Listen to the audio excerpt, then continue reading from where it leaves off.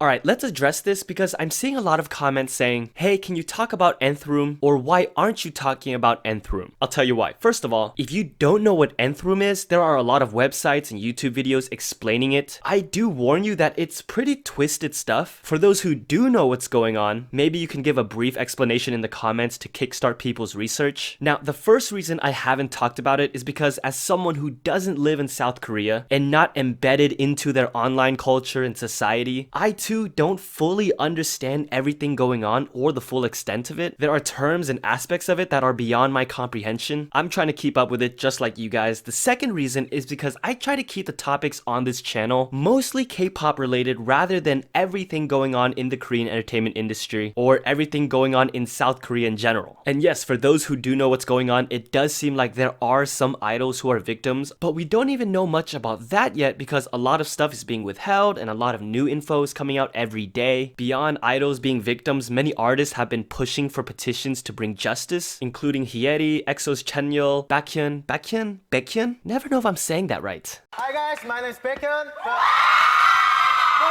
You can call me Bacon. Bacon it is. You know, as soon as I started wondering about what SuperM was going to do next, I coincidentally see on the trending tab of Twitter, just a shirt. Now, what the elevator does that have to do with SuperM and Bacon? I wondered too, guys. I wondered too. And the reason that was trending was because SuperM are going to make an appearance on the Nickelodeon show All That this weekend. And just a shirt was trending because of this preview. Let's talk about this, guys. Hey guys. It's not cool. That's my favorite wallet. My mom gave to me. Bro, calm down. My mom gonna get you a new one. It's my favorite shirt. It's just a shirt. Just a shirt? First of all, fun fact, this is the second time Taehyung's mom has been mentioned on US television, I think. Mom! That's my favorite wallet. My mom gave to me. Second of all, remember when I said I don't live in Korea, so I don't know every little nuance about their entertainment and online culture? Well, I do live in the States, and what I can tell you about this show is absolutely nothing because I've never heard about this show in my entire life. But hey, if the guys are having fun, if there are people who are fans of both, I'm happy. But there's actually one thing that's making some fans concerned, and again, it goes back to just a shirt. Is that my wallet? Where did you get it? Definitely not your tour bus while you were taking a nap. No.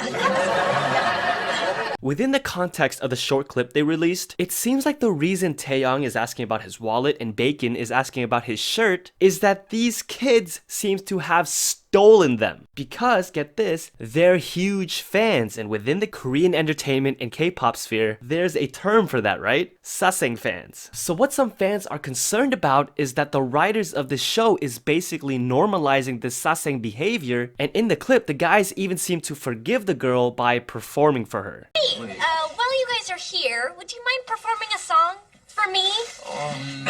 Another reason why this might hit a certain way is because Mark, a member of SuperM and NCT, literally experienced Saseng fans getting onto their bus in their private space during an NCT tour in the US. Now, I don't know how the percentage of fans who are concerned about this compares to the ones who don't see it as a big deal is. What do you guys think? Is this script normalizing this kind of behavior? Was it insensitive? Was it an honest misunderstanding because Saseng culture isn't the same everywhere? And this could potentially blow it out of proportion? Or is it no, this is just an inappropriate script? Keep in mind that we also probably have to watch the full episode to get the full context of everything. Within the story, it could be some kind of weird joke that makes sense, keeping in line with April Fools, which ironically in the K-pop world is a day where, and I love the way this tweet describes it, is a day of peace and harmony. For some odd reason, while it's a day where everyone else is trying to get on each other's nerves, in K-pop it's a day where the walls that divide fandoms come down,